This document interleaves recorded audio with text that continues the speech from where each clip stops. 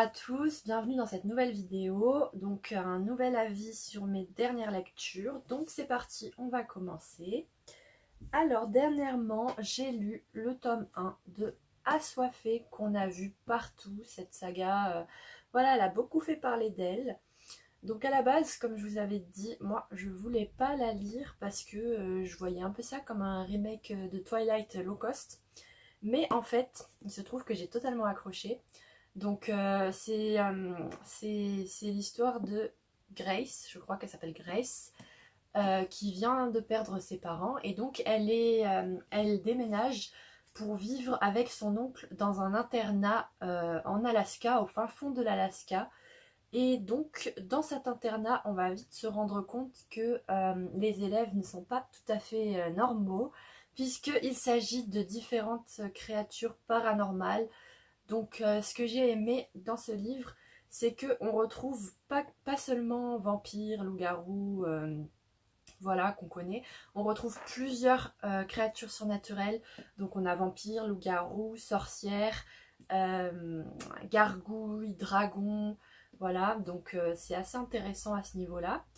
Ensuite, oui, c'est au niveau de la romance, forcément, ça fait penser à Twilight. Hein. Il y a un espèce de triangle amoureux, voilà.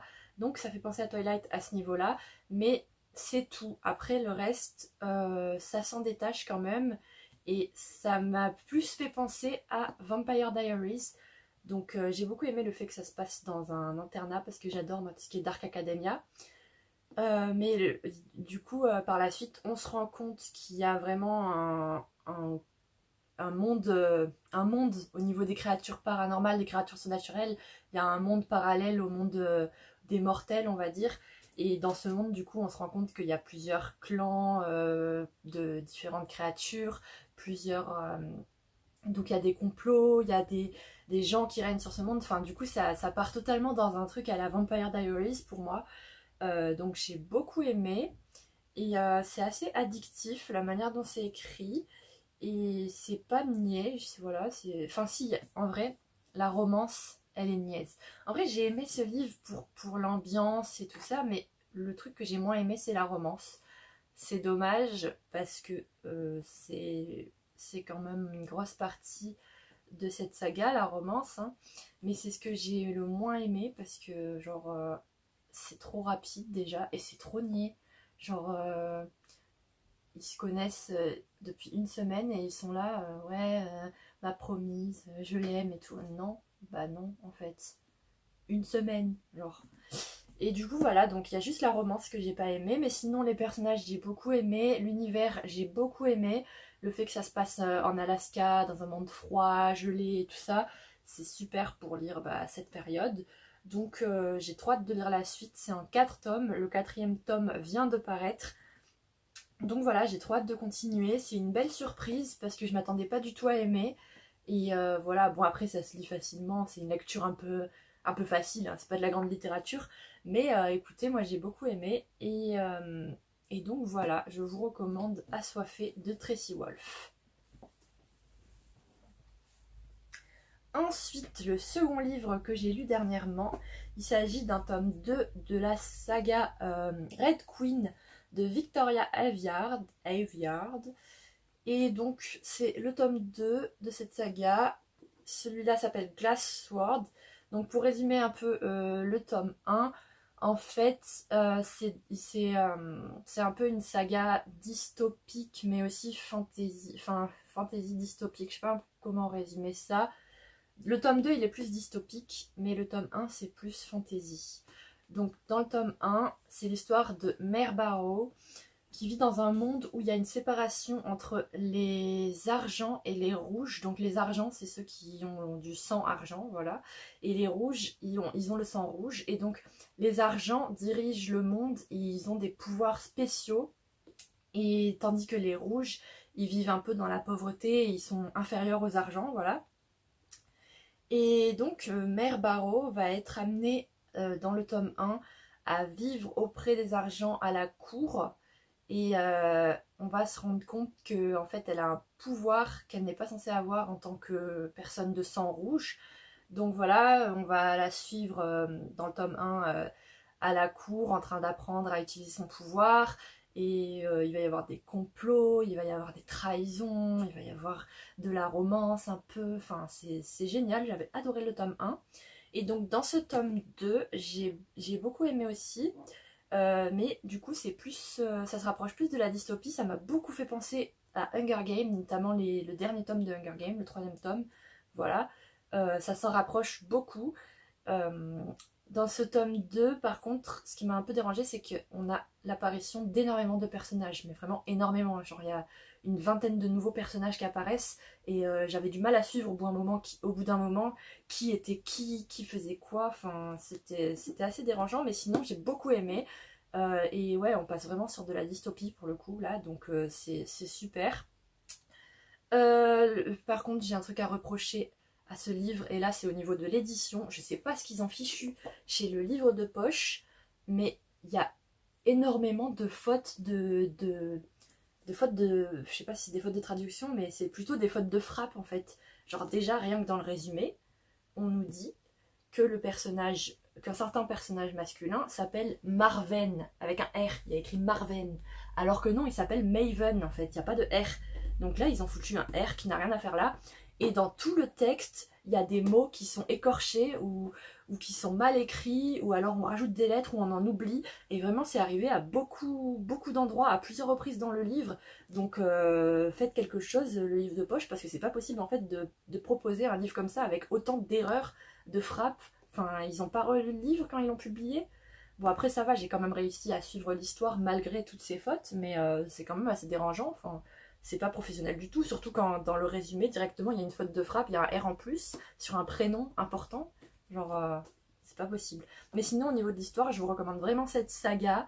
Ouais, c'est un mélange dystopique, fantasy. J'aime beaucoup le personnage de Mère. Et tous les autres protagonistes, je les aime beaucoup aussi. Les personnages, ils sont vraiment bien construits. Ils ont une bonne histoire personnelle. Ils ont vraiment... ils sont bien construits, voilà, j'adore les personnages.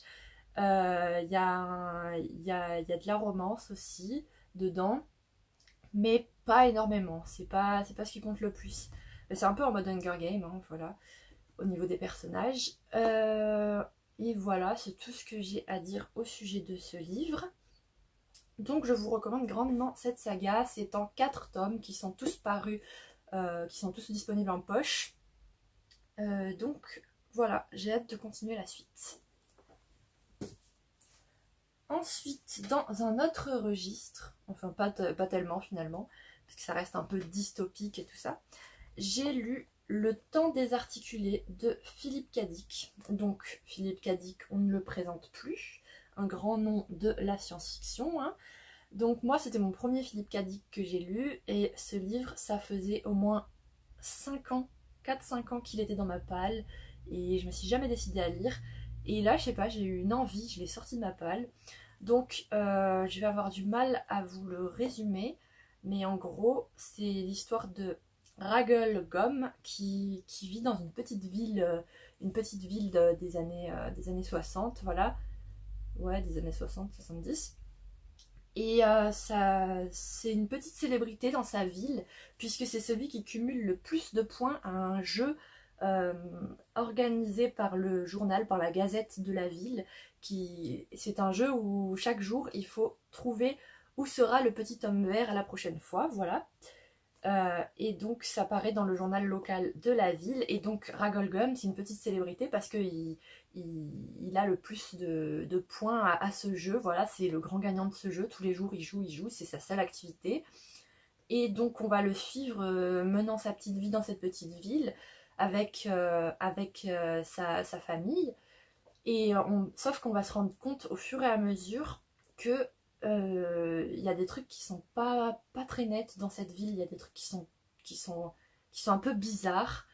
Et donc Ragolgum, il va se poser beaucoup de questions quant à cette ville, et il va chercher à aller voir à l'extérieur de cette ville. Enfin bref, je vais pas vous spoiler. J'ai beaucoup aimé. Donc c'est de la science-fiction un peu dystopique. C'est le livre qui a inspiré le film The Truman Show. Donc c'est un de mes films préférés avec Jim Carrey. Par contre, c'est vraiment, ça a inspiré, mais le film, il s'est vraiment juste inspiré de l'idée globale de ce livre, parce que sinon, ça n'a rien à voir. Le film et le livre n'ont totalement rien à voir, hein. Juste, il y a juste l'idée principale du livre qui est reprise dans le film, mais sinon, ils ont fait deux trucs totalement différents. Et les deux sont bien, il n'y en a pas un mieux que l'autre, hein. Autant le film que le livre sont bien, même s'ils sont totalement différents. J'ai adoré le film et j'ai adoré le livre. Donc on retrouve beaucoup de... Enfin, il est beaucoup question de psychose paranoïaque dans ce livre et c'est super bien fait, c'est super bien décrit. Donc il y a toute cette question autour de la paranoïa, vraiment c'est super bien fait. C'est un thème assez récurrent dans les livres de Philippe K. Dick, puisque je crois que lui-même était, parce qu'il n'est pas mort, voilà, est un paranoïaque. Et donc c'est super bien abordé. On se rend compte qu'à la fin il y a un genre de complot. Enfin je sais pas comment vous expliquer, mais j'ai beaucoup aimé. Je vous le conseille, ça se lit tout seul, vraiment. C'est pas barbant comme écriture. Il fait 200 et quelques pages, voilà, 250 pages. Et c'est trop bien. Il y a un suspense parce qu'on veut vraiment savoir le pourquoi du comment. Enfin, qu'est-ce qui se passe dans cette ville, dans cette bourgade, enfin le pourquoi du comment, voilà. Et donc je vous conseille grandement ce livre et ça aborde vraiment bien la psychose paranoïaque, c'est vraiment très très bien fait.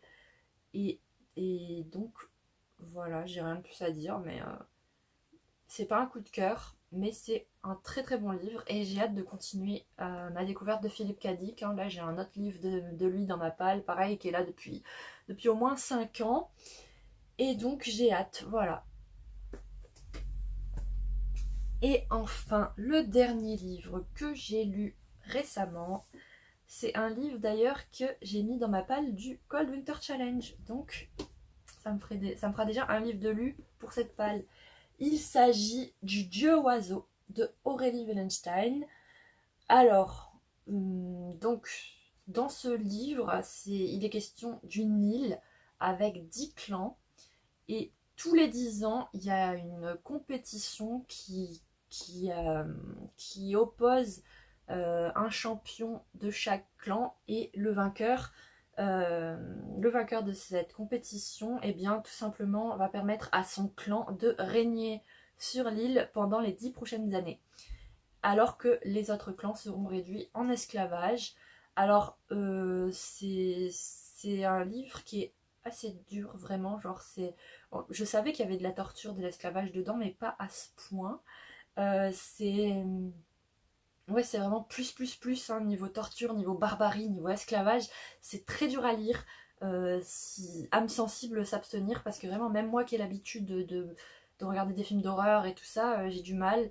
C'est très très gore, hein, c'est très très très décrit. Il y a du cannibalisme, il y a du viol, il y a des sévices physiques vraiment atroces dans ce livre. Et donc vraiment, vraiment, âme sensible, s'abstenir, hein, parce que moi j'ai eu du mal. Il y a des moments j'ai dû arrêter de lire et reprendre plus tard, tellement ça me mettait mal à l'aise. Voilà. Mais sinon, bah, c'est super bien écrit. Si vous aimez le gore et que ça vous fait pas peur, c'est bien écrit, c'est bien fait. Le personnage principal qui s'appelle Faolan, voilà. Donc il y a 10 ans, là je vous spoil pas, c'est écrit dans le résumé, il a assisté au massacre de toute sa famille et de tout son clan en fait, par le clan qui avait gagné 10 ans auparavant. Et lui c'est le seul qui a survécu donc à cette barbarie. Et depuis il a été fait l'esclave personnel du chef de clan qui règne actuellement.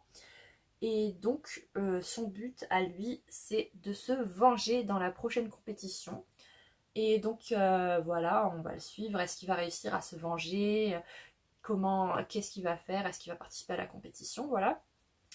Dans toute la deuxième partie du livre, donc dans tout ce qui concerne la compétition à proprement parler, ça fait vraiment très très très penser à Hunger Games. Voilà, 10 champions qui s'affrontent, il doit en rester qu'un à la fin.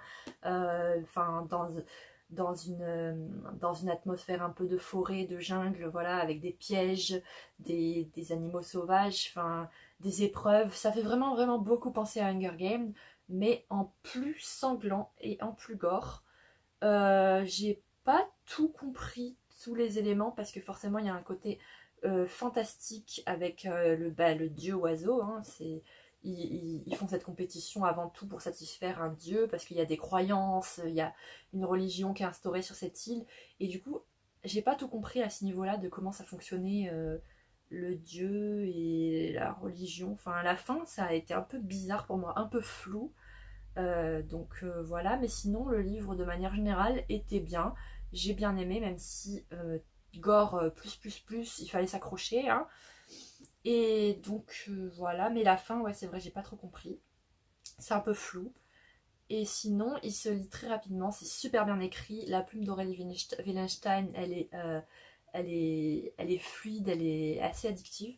Donc voilà, c'est un livre qui fait 300 et quelques pages, 330 pages. Donc une bonne lecture, voilà, bonne surprise. Et ça me fait un livre lu pour le Cold Winter Challenge que je vous recommande. Et j'ai hâte de découvrir les autres livres de Aurélie Wallenstein que j'ai dans ma palle. Voilà. Donc c'est terminé pour ces avis sur mes dernières lectures. Donc j'espère que je me suis un peu améliorée par rapport à la dernière fois, hein, que mes avis étaient un peu moins décousus. Voilà, donc j'ai toujours un peu de mal à donner des avis sur mes lectures, mais ça va venir. Et donc on se retrouvera pour un prochain avis lecture quand j'aurai lu encore 4 nouveaux livres. Et d'ici là, on se retrouve la semaine prochaine pour une prochaine vidéo. Et donc je vous dis à bientôt.